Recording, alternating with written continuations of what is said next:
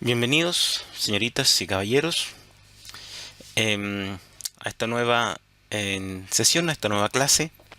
En esta clase vamos a repasar algunos conceptos para el diagnóstico nutricional y la evaluación nutricional de niños en la primera infancia, es decir, desde los 0 a los 5 años, desde el nacimiento, ¿cierto? Hasta los 5 años, especialmente para ver el tema de diagnóstico y los criterios que se utilizan, además de las referencias.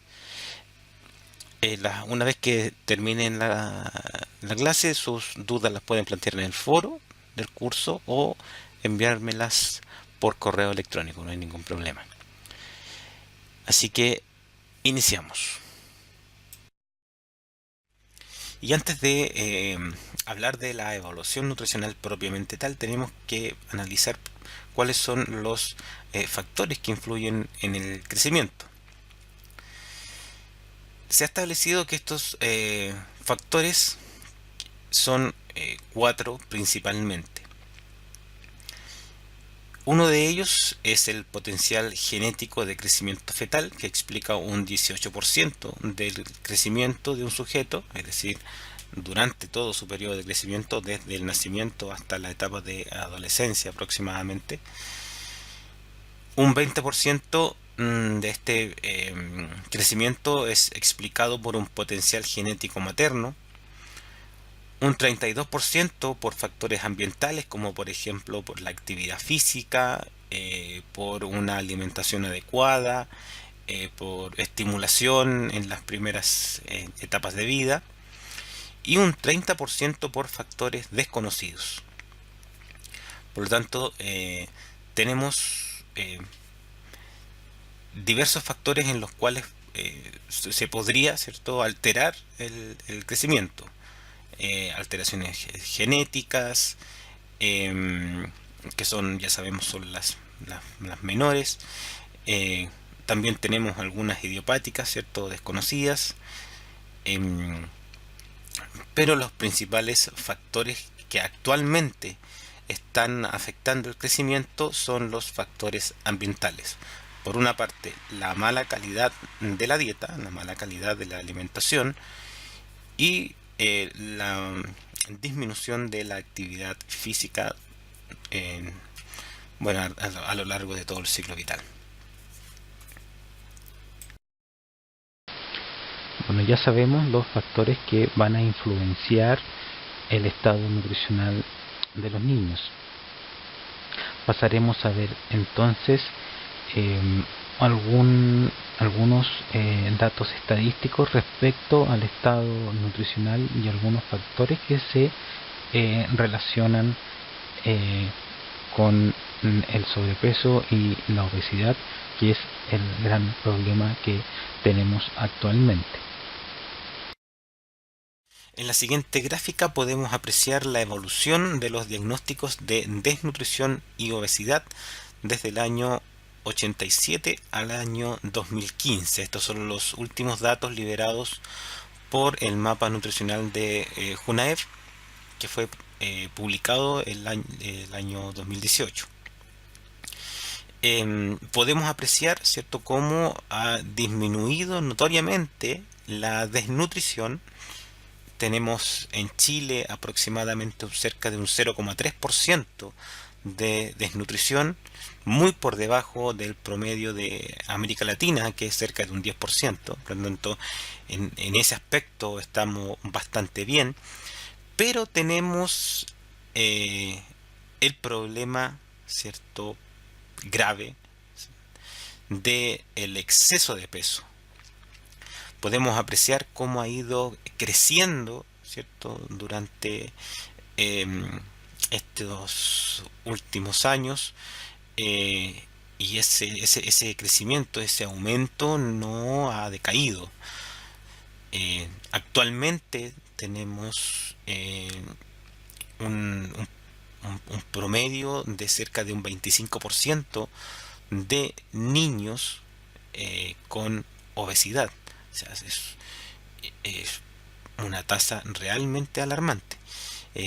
mientras que el promedio, ¿cierto?, de los países de la OCDE es de un 19%.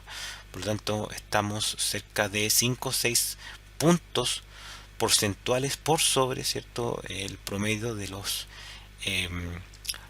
países más desarrollados. Por lo tanto, es un problema bastante grave y tenemos que hacer todos los esfuerzos necesarios para poder disminuir estas proporciones, y no es por algo que se relacione con una mejor imagen país, sino es por la salud de los niños. Ya sabemos que el exceso de peso se relaciona con múltiples patologías, ¿cierto?, que van a aumentar la morbimortalidad en edades futuras. Por lo tanto, es un problema que se debe abordar relacionando todos los actores, tanto sociales, gubernamentales y privados. Un aspecto interesante de la última entrega de datos del mapa nutricional de UNAER fue la percepción de las madres, ¿cierto?, respecto a los niños con exceso de peso.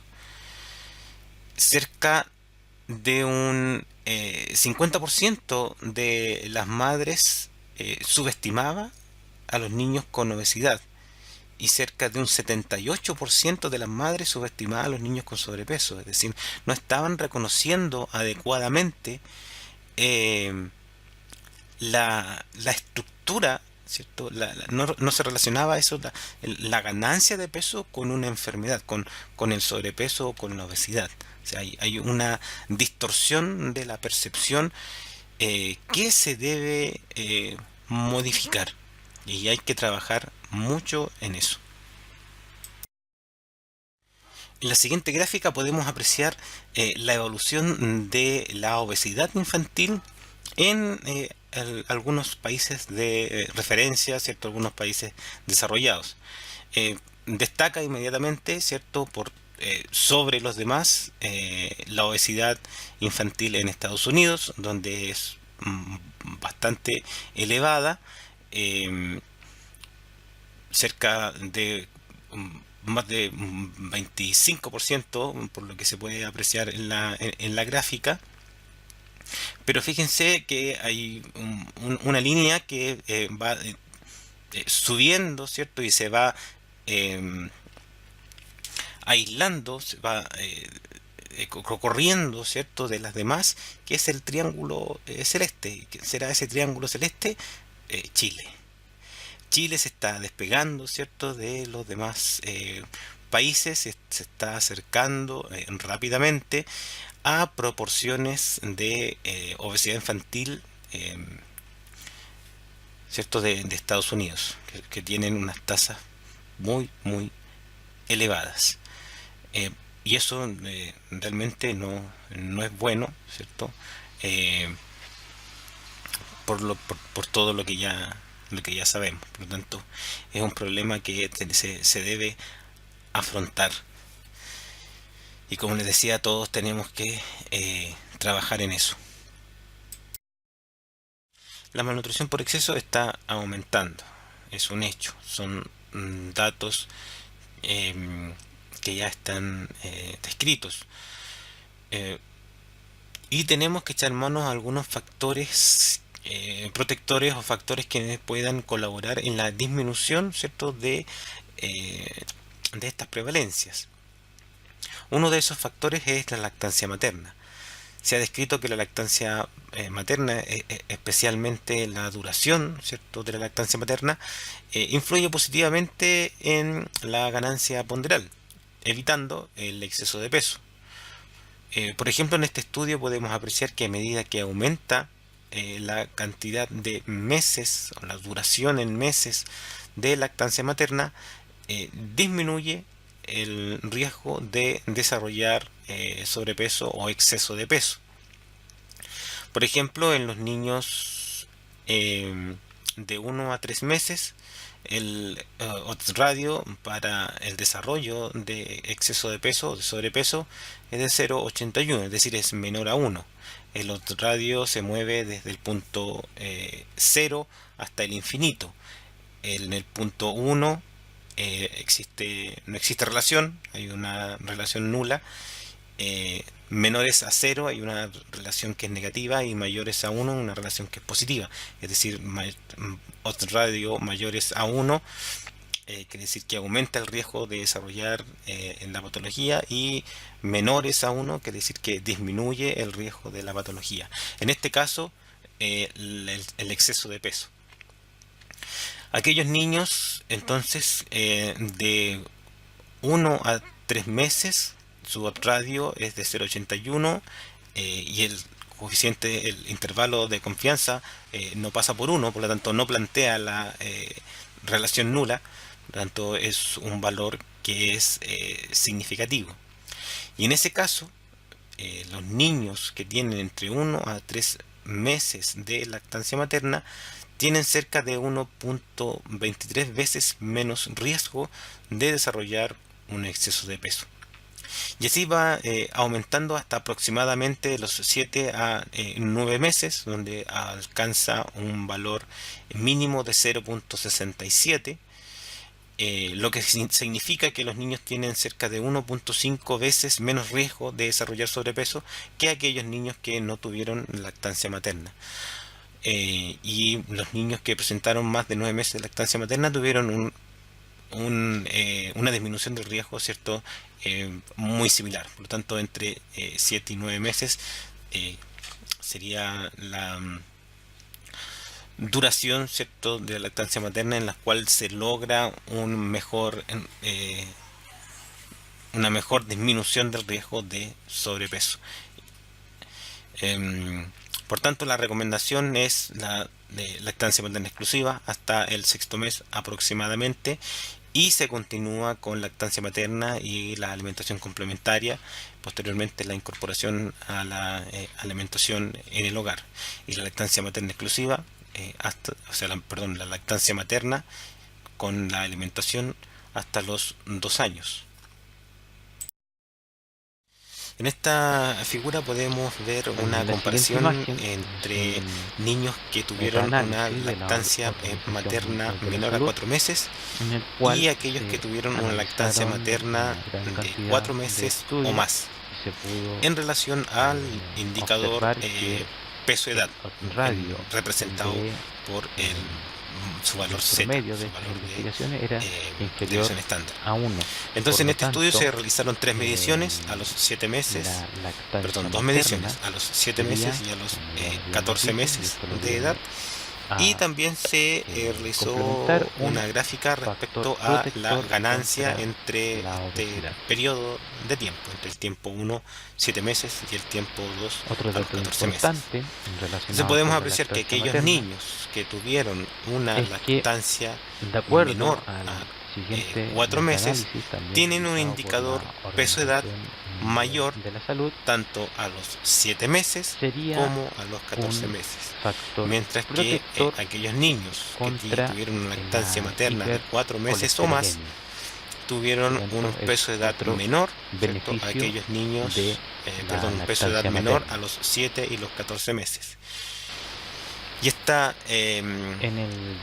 ganancia, ¿cierto?, se ve reflejada en una disminución bastante mayor, ¿cierto?, del indicador peso-edad en aquellos niños que tuvieron una lactancia materna de 4 meses o más.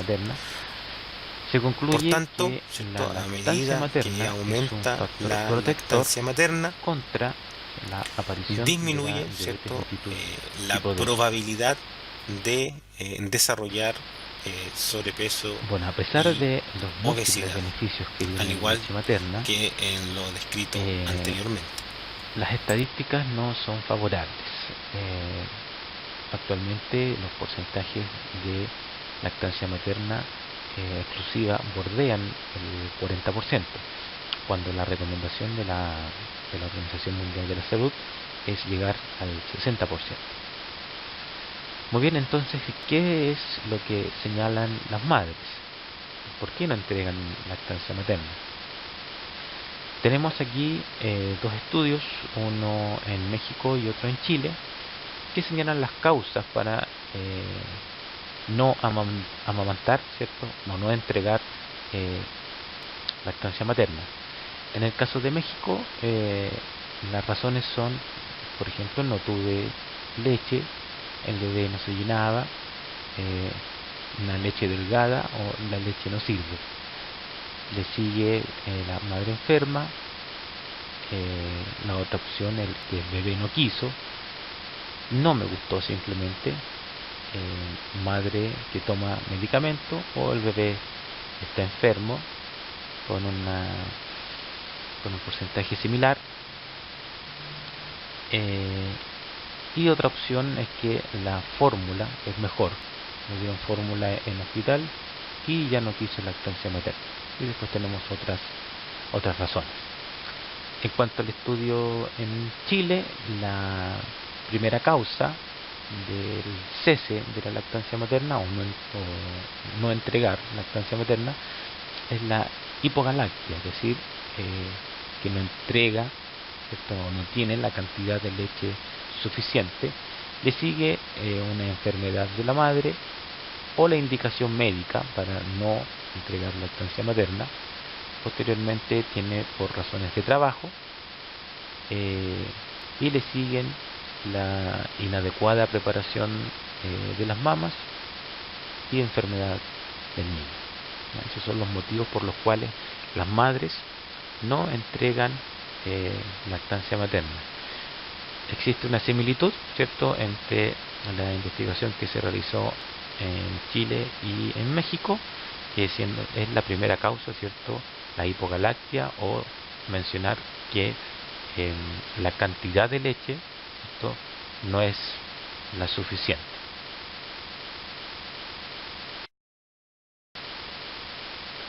La siguiente investigación nos muestra los porcentajes de obesidad según tipo de lactancia. Tenemos los niños alimentados con leche materna, que son los círculos, y los niños alimentados con biberón, que son los cuadrados negros. Podemos apreciar que a medida que pasan los meses, ¿cierto?, desde los 6 a los 72, los niños, el porcentaje de niños con un IMC mayor al percentil 90 varía desde un 10% hasta un 12% aproximadamente, mientras que los niños que son alimentados con fórmula láctea, el porcentaje de niños con un IMC mayor al percentil 90 es de aproximadamente 19 y luego sube hasta casi un 30%. Entonces podemos decir que los niños que son alimentados con fórmulas, ¿cierto?, tienen una mayor tendencia a desarrollar obesidad. Ahora pasaremos a revisar algunos parámetros e índices para la evaluación del estado nutricional.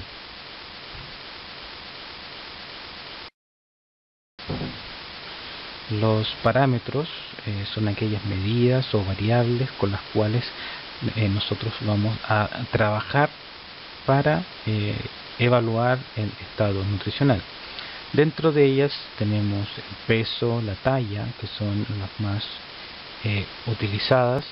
También tenemos los pliegues, como el pliegue tricipital, bicipital, subescapular, y suprailíaco, que son los más utilizados para evaluar la composición corporal.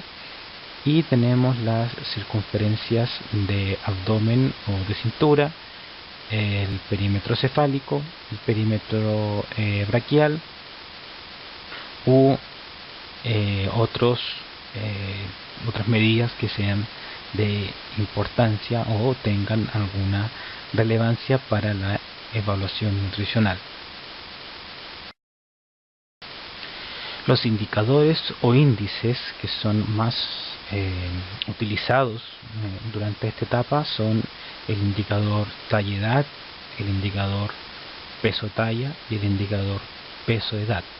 También podríamos sumar los indicadores de pliegue tricipital edad, pliegue subescapular edad, IMC edad, perímetro cefálico edad. También podríamos agregar el porcentaje de grasa según la edad, entre otros. Bueno, los más importantes y con los cuales se trabaja son los que ustedes pueden ver en la diapositiva.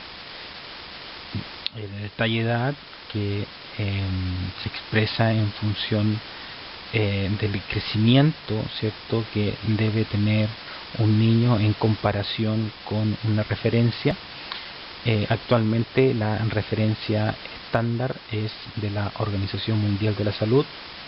De igual forma para el indicador peso-talla, que es un muy buen indicador de tanto de déficit como de exceso de peso, y el peso-edad, que es un indicador que nos indica, valga la redundancia, estados de déficit nutricional. Es decir, es más específico para detectar déficit que un exceso en el peso. Bueno, seguramente esto ya la mayoría lo maneja, pero no está mal recordarlo. Los puntos de corte para los diagnósticos de obesidad: se va a diagnosticar cuando el indicador o índice peso-talla está por sobre las dos deviaciones estándar, sobrepeso cuando está entre la deviación estándar más 1 y el más 1.99. La normalidad se encuentra con peso-edad o peso-talla dentro de los parámetros normales, desde 0,99 a menos 0.99 deviaciones estándar. El riesgo de desnutrición va a depender de la edad. En menores de un año se va a diagnosticar con peso-edad, y en mayores de un año con peso-talla, con los valores de deviación estándar entre menos 1 y menos 1.99. Y la desnutrición se va a diagnosticar en niños menores de un año con el indicador peso-edad en menos 2 deviaciones estándar, y en mayores de un año con peso-talla con deviación estándar menor a menos 2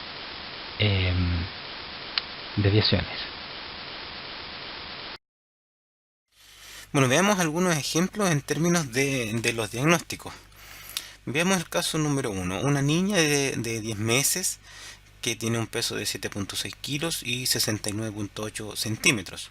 Sus indicadores serían peso-edad de menos 1 deviación estándar, un peso-talla normal y una talla-edad normal. En ese caso, el diagnóstico sería riesgo a desnutrición. Efectivamente, en este caso utilizamos la clasificación que vimos anteriormente. No tenemos ninguna duda. Con el peso-edad bajo las una deviación estándar, realizamos el diagnóstico de riesgo a desnutrición. ¿Eso qué quiere decir? Que esta niña, ¿cierto?, tiene un peso que es inferior al peso de referencia, ¿cierto?, que sería el peso de las niñas de su misma edad, ¿no? Por lo tanto, aquí tendríamos que evaluar por qué está desarrollándose este riesgo. Entonces tenemos que ver los componentes del crecimiento que vimos anteriormente. ¿Existirá un factor genético? Es decir, ¿será por algún factor relacionado a los padres? A lo mejor la talla materna, la talla paterna es menor, por lo tanto ahí existiría una disminución en la masa, ¿cierto? Por lo tanto eso podría influir en el diagnóstico. ¿Existirá algún déficit alimentario? Los componentes, ¿cierto?, ambientales estarán bien resguardados.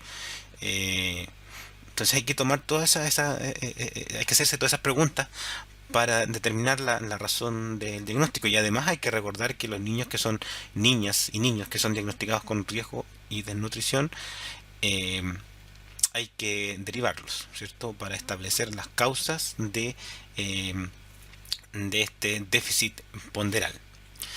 Bien, ahora tenemos otro caso. Tenemos una niña de 11 meses con un peso de 10.2 kilos y 70 centímetros de longitud.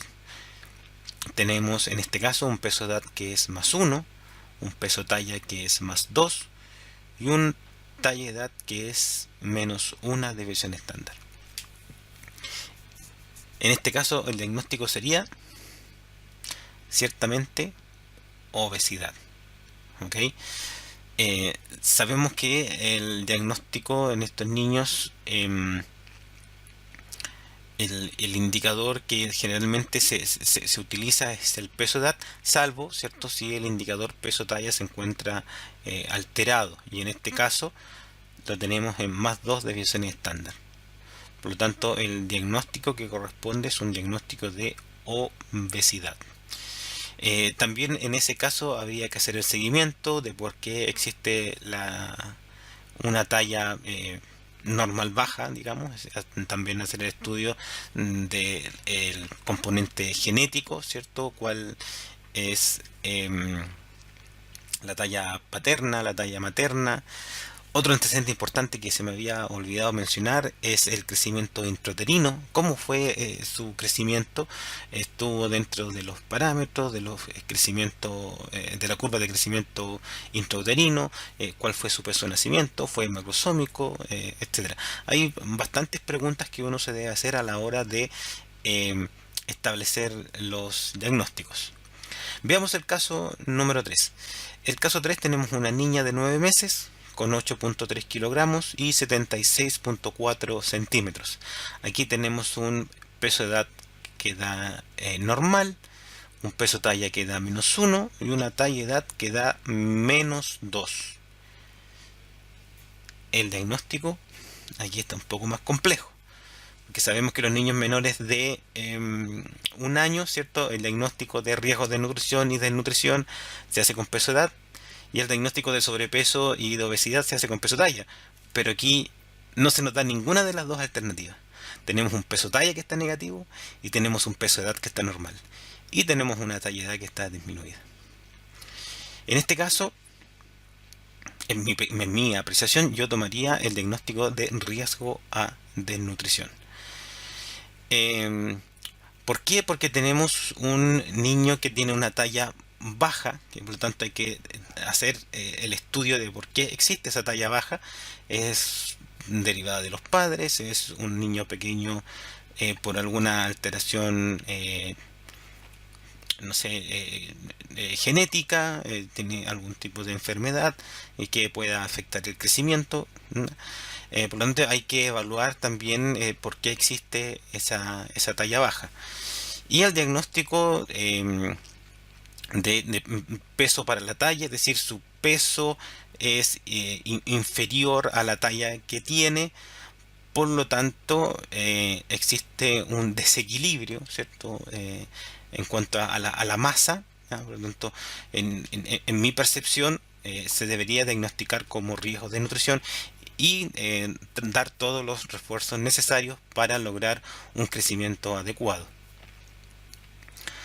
Ahora, en el último caso, en el caso número 4, aquí tenemos una niña de 11 meses con 10.3 kilogramos y 78 centímetros. En este caso tenemos un peso de edad de más 1, un peso talla normal y una talla de edad de más 1 deviación estándar. Aquí tampoco se nos da ninguna de las descripciones del cuadro de la clasificación diagnóstica, por lo tanto es otro caso complejo. Y aquí, ¿cuál sería el diagnóstico? En mi percepción, aquí hay una especie de normalidad, pero que debe ser observada. ¿Por qué una normalidad que se debe observar? Porque tenemos una niña que está creciendo en talla, ¿cierto? Que tiene una armonía de peso y talla, es decir, su peso y su talla están de acuerdo, ¿cierto? A lo que se debería, pero tiene un peso que es por sobre la referencia de sus pares. ¿Ya? Por lo tanto, aquí tendríamos que evaluar por qué está creciendo tan rápido. Existe un exceso de alimentación que se está estimulando, no sé, algunos factores hormonales como IGF-1, y después viene el rebote adiposo temprano, y eso nos puede llevar a una obesidad, a un exceso de peso. Por lo tanto, también hay que evaluar esas circunstancias. No solo tenemos que evaluar cuando existe un riesgo nutricional hacia el déficit, sino que también evaluarlo cuando existe un riesgo nutricional hacia el exceso. Por lo tanto, en esas dos condiciones tenemos que tener bastante ojo. Si tienen dudas respecto a los diagnósticos, los podemos conversar, los podemos discutir en los foros, ¿no? Para que dejen sus consultas.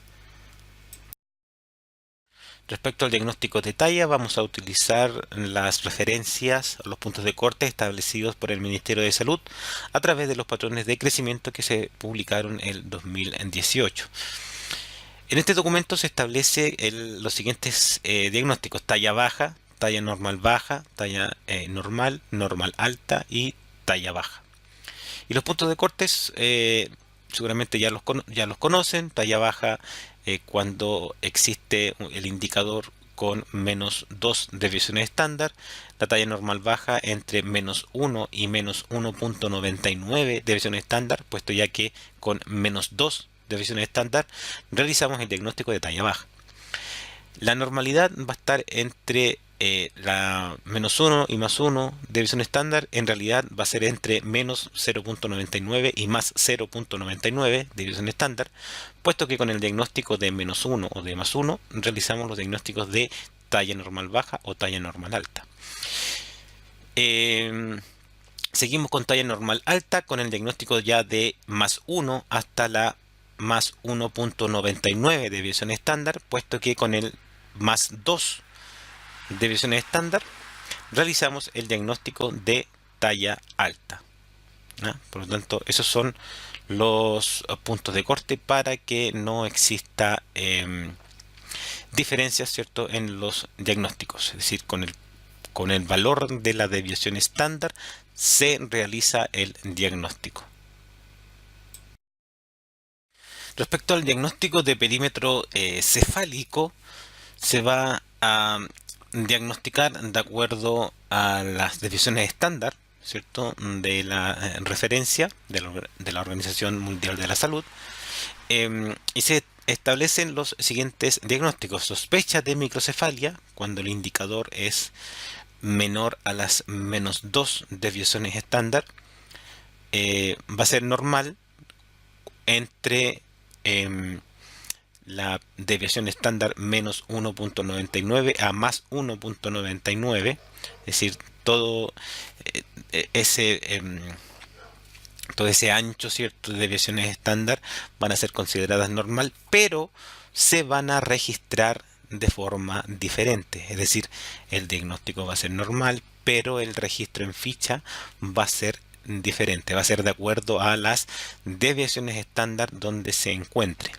Es decir, si está normal, pero entre la desviación estándar menos 1 y menos 1.99, se tiene que registrar como menos una desviación estándar, pero con el diagnóstico de normal. En el caso de que esté por sobre la desviación estándar más 1 y hasta más 1.99, va a ser normal, pero se va a registrar como más una desviación estándar. Cuando sobrepasa la más 2 desviaciones estándar, se realiza el diagnóstico de sospecha de microcefalia. ¿Okay? Antes de eso es el diagnóstico de normalidad, pero se hace la observación de la desviación estándar en la cual se encuentra.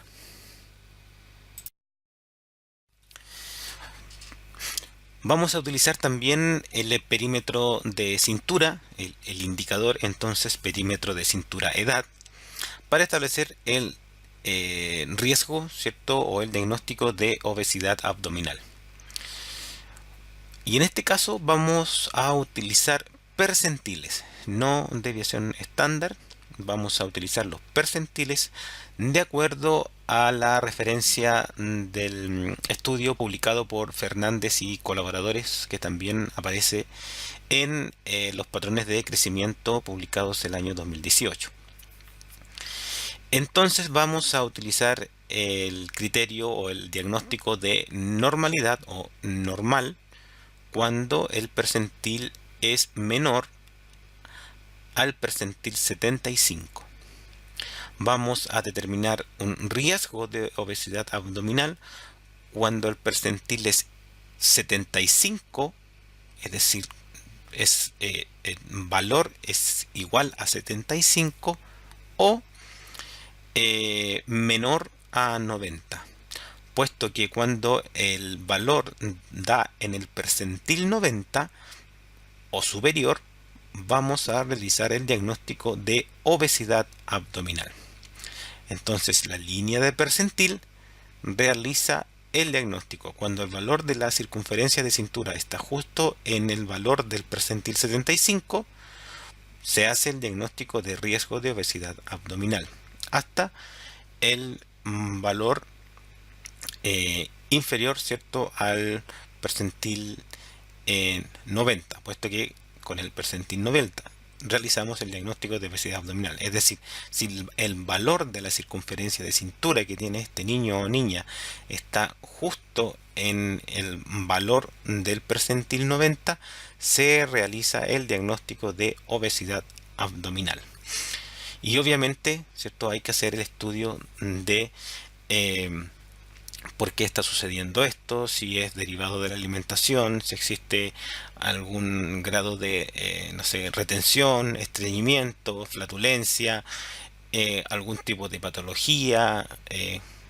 Hay diversos motivos por los cuales se puede llegar a un aumento en la circunferencia de cintura, no solo por una obesidad. Por lo tanto, hay de todas formas, o sea, la causa más común es que sea una obesidad. Pero de todas formas hay que hacer el estudio y descartar otras probabilidades. Ya han pasado cerca de 20 minutos, es hora de un receso, de un recreo, de descansar. Vaya a tomar agua, vaya al baño, vaya a comer algo, relájese. Y posteriormente continúa con la sesión. Así que en este momento ponga pausa. Bien, ya sabemos cuáles son los puntos de corte para los diagnósticos y ya sabemos cómo realizar el diagnóstico. Ahora tenemos que identificar dónde está el punto, es decir, para la clasificación. Entonces, para eso vamos a utilizar las gráficas o las representaciones gráficas, ¿cierto?, de crecimiento. En este caso, esta gráfica es la de peso-edad, pero también está la de peso-talla, de longitud-edad, estatura-edad. ¿Ok? Y estas gráficas se encuentran en los patrones de crecimiento, la referencia, ¿cierto?, que publicó el Ministerio de Salud el año 2018. Entonces es un documento que es de libre acceso, lo pueden descargar desde la página web del Ministerio de Salud o también desde la plataforma, puesto que también la he ingresado. Y la forma de utilizar estas gráficas es bastante simple. Solamente se ubican los puntos de interés, en este caso el peso de la niña y su edad, se unen, ¿cierto?, y se observa el punto de intersección y se evalúa dónde se encuentra. Si está entre -1 o -2, ¿cierto?, se clasifica como -1. Si está bajo o es igual a la -2, se clasifica como -2. Si está dentro de la +-1 desviación estándar, se clasifica como N, ¿cierto?, como normal, en el caso de peso-edad. Y si ya sabemos sobre +1 o sobre +2, +1 o +2 desviaciones estándar. Así es como se registra en ficha. Y ustedes pueden ver las gráficas de los demás indicadores en los patrones de crecimiento. Además de las representaciones gráficas que hacen más fácil, ¿cierto?, el diagnóstico y establecer el punto de ubicación, también podemos utilizar las tablas. Estas tablas em, nos van a indicar el valor certero del punto de corte. Es decir, si tenemos dudas respecto a dónde se ubica el punto de intersección entre, por ejemplo, el peso y la edad, la longitud y la edad, o la longitud y el peso, podemos utilizar las tablas, ¿cierto?, para salir de la duda. Ahora, esta tabla nos entrega diversa información. En primera instancia, en el recuadro verde, la información de la edad, es decir, a qué edad corresponden los valores que se describen en años y en meses. Luego, en el recuadro rojo, algunos valores estadísticos, y estos valores son especiales para determinar el Z-score y para aplicar en la fórmula. El valor L, que es el indicador de simetría, y el valor S, que es el valor del coeficiente de variación. El valor M es la mediana. Y por último tenemos los valores de peso. En este caso es la tabla para peso edad. Los valores de peso, ¿cierto?, para cada una de las desviaciones estándar de acuerdo a la edad.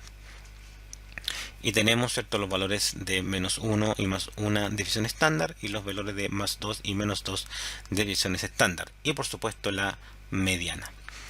Bien, y para establecer el valor de Z-score específico, se aplica la ecuación que ustedes pueden ver ahí, que es I dividido por I, que es el peso o talla real. Depende, ¿cierto?, del indicador que estén calculando, si es peso, talla, o peso edad o talla edad. Ahí en I va el peso o talla real. Se divide por M, que es la mediana, pero es la mediana del cuadro rojo, ¿okay? No la mediana del cuadro lila, donde están las desviaciones estándar, sino que es del rojo. Tienen que usar la mediana con los 4 decimales.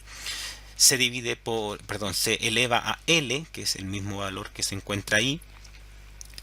Se resta 1 y posteriormente se divide por la multiplicación de S y L, que es el valor del coeficiente de variación y la simetría. Y ahí tienen un ejemplo, el mismo ejemplo anterior, ¿cierto?, de una niña de 10 meses y 7.5 kilos, 69.8 centímetros de longitud. Y aplicando la fórmula, se obtiene un valor de un Z de peso edad de menos 1.015, con lo que realizamos el diagnóstico, obviamente considerando los valores de talla edad y peso talla. Es necesario saber también que existen gráficas y tablas de IMC, ¿cierto?, para evaluar el estado nutricional en los niños. En Chile no las utilizamos, ¿okay? Nosotros hacemos el diagnóstico en los menores de 5 años con peso edad, peso talla y talla edad. Pero también es necesario saber que existen estas tablas de IMC, puesto que se utilizan en otros países, y también se elaboraron con los mismos datos, o sea, con los datos del estudio multicéntrico de la Organización Mundial de la Salud. Por lo tanto, son tablas que son válidas y que también sirven, ¿cierto?, para realizar el diagnóstico. Se puede observar que en los 2 años hay una leve distorsión, ¿cierto?, en los puntos, en las líneas de punto de corte, y otra es por el cambio de la determinación de la talla, ¿cierto?, en la técnica cambia, porque en menores a 2 años utilizamos la longitud, ¿cierto?, y mayores de 2 años utilizamos la estatura, ¿no? Ese es el cambio. Ese es por lo cual existe esa leve diferencia. pero es necesario saber que existen y que se puede hacer el diagnóstico con los mismos puntos de corte. Bueno, los diagnósticos para la Organización Mundial de la Salud son los siguientes. Cuando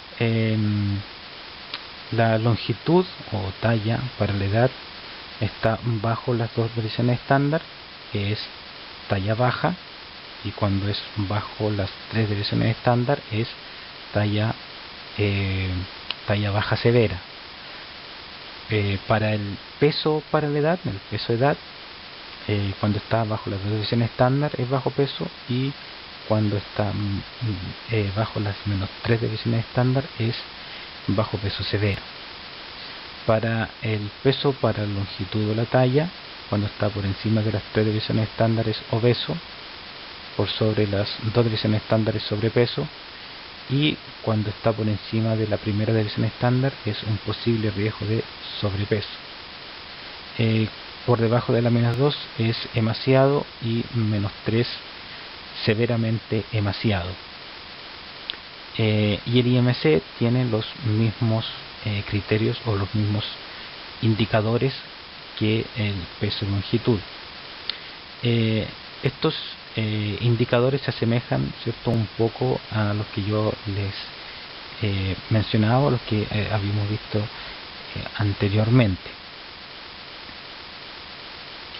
Los criterios quizás pueden cambiar de país en país, pero lo fundamental y lo importante es observar cómo es el crecimiento del niño, y de acuerdo con ello establecer las estrategias pertinentes para que ese niño vuelva a los parámetros normales. Entonces, como les mencionaba, los diagnósticos pueden cambiar de acuerdo a los criterios que utilizan los diferentes países. Incluso en Latinoamérica existen criterios diferentes. Aquí vemos los criterios diagnósticos para Colombia, ¿cierto?, que se establecieron el año 2016. Por lo tanto es relativamente nuevo, ¿eh? No han cambiado. Y ellos tienen la siguiente clasificación, que es muy similar a la establecida por la Organización Mundial de la Salud.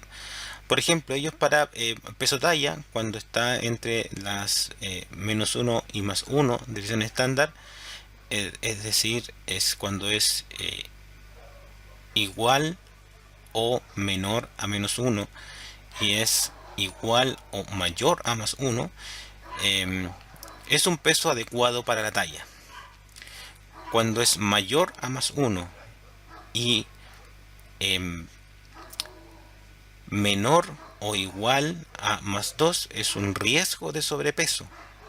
Cuando es mayor a más 2 pero menor o igual a más 3 deviación estándar es en ese momento sobrepeso. Y cuando es mayor a más 3 es obesidad. Por lo tanto, aquí en Chile nosotros ocupamos un criterio que es mucho más riguroso para el diagnóstico de sobrepeso y de obesidad. Por lo tanto, ahí podríamos tener algunas diferencias en cuanto a las proporciones de malnutrición por exceso si nos comparamos con otros países. Hay que fijarse bien cuáles son las referencias, porque generalmente cuando se comparan con otros países se compara en términos porcentuales de obesidad, de desnutrición, de sobrepeso, pero quizás los criterios diagnósticos no son los mismos. Entonces hay que fijarse en eso, si realmente lo que se está comparando es lo que se declara. Y en términos de IMC, tenemos el diagnóstico de, por lo menos aquí en Colombia, de también cuando es más 3 divisiones estándar es obesidad, entre 2 y 3 divisiones estándar es sobrepeso, entre 1 y 2 en riesgo de sobrepeso, y cuando es menor a más 1 se verifica con peso talla. O sea, ellos además de utilizar el peso talla utilizan el IMC, ¿cierto?, para hacer el diagnóstico. En nuestro caso, en Chile, utilizamos criterios diagnósticos que son más rigurosos, más estrictos, y no utilizamos el IMC para hacer el diagnóstico. Muy bien, cuando no se dispone de una herramienta para calcular el índice de masa corporal, una calculadora o una aplicación en celular, existen las tablas de índice de masa corporal. Lo que se realiza con estas tablas es bastante fácil, simplemente se observa la longitud del niño o la niña y se busca el peso aproximado, y con ello se puede apreciar el índice de masa corporal. Por ejemplo, un niño que mide 58 centímetros con un peso de 6,4 kilos, vamos a 58 centímetros, buscamos 6,4 kilos y eso nos dice que tiene un IMC de 19. Por lo tanto, es bastante fácil de utilizar y práctico en el caso que no se tenga alguna herramienta para calcular el IMC.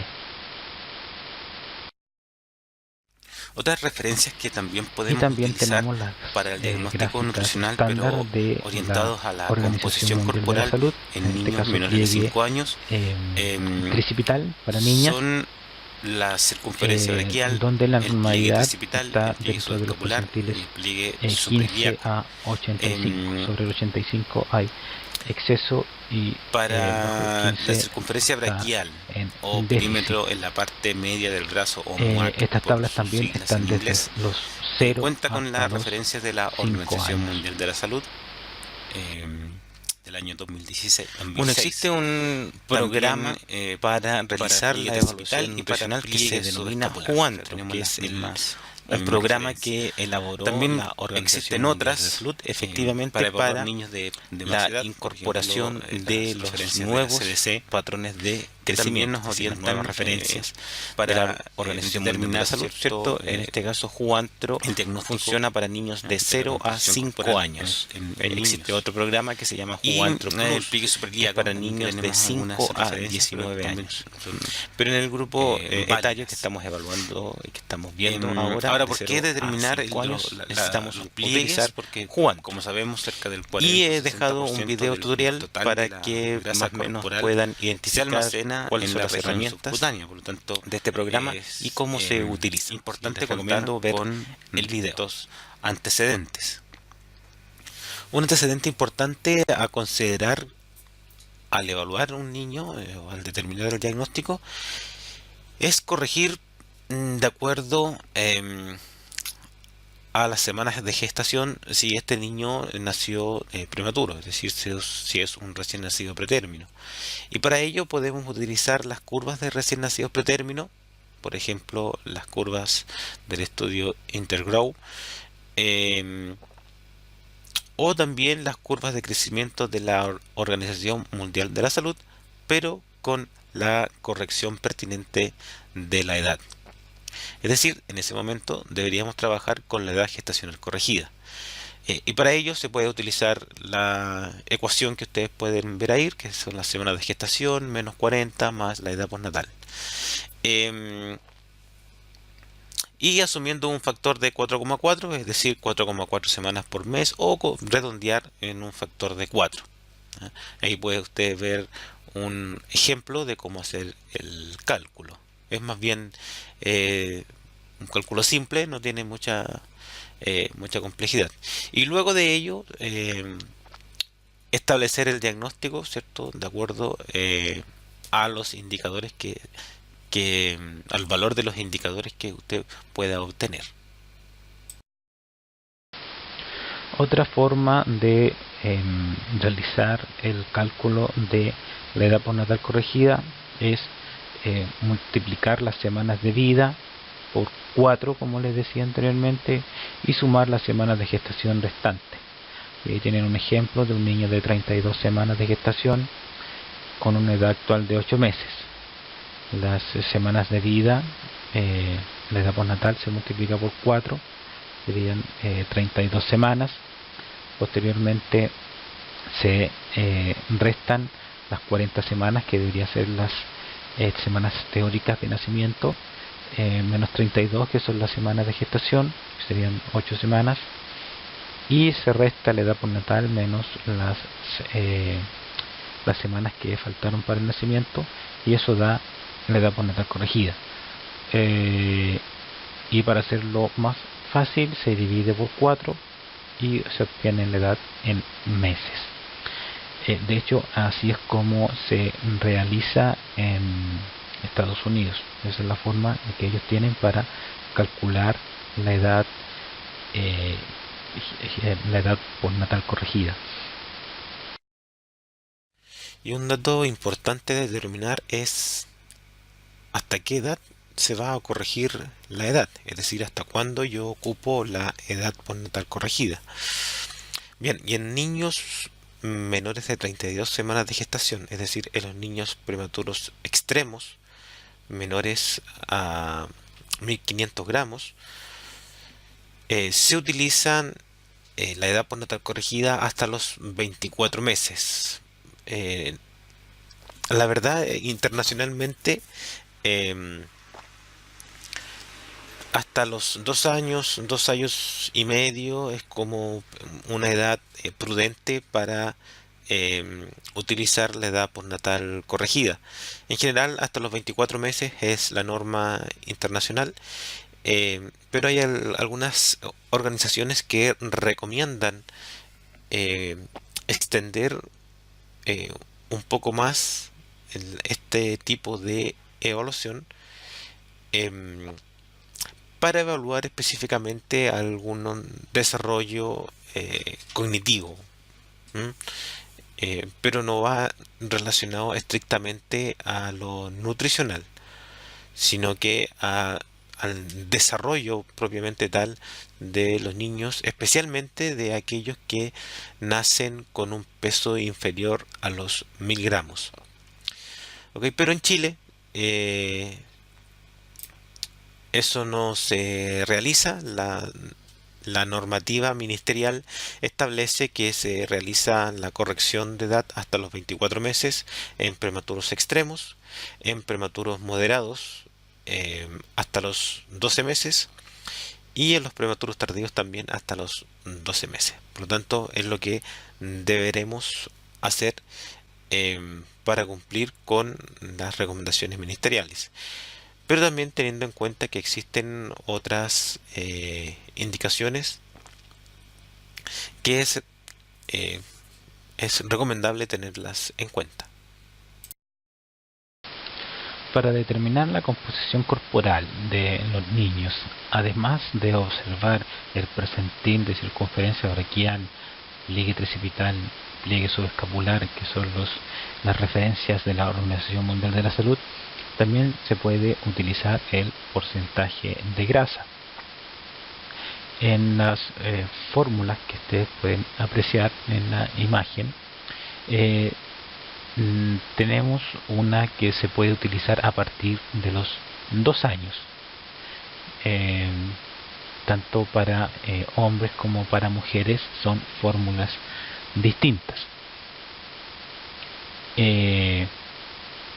Por lo tanto, podemos determinar la masa grasa y, por diferencia, la masa libre de grasa, y posteriormente compararla con las referencias.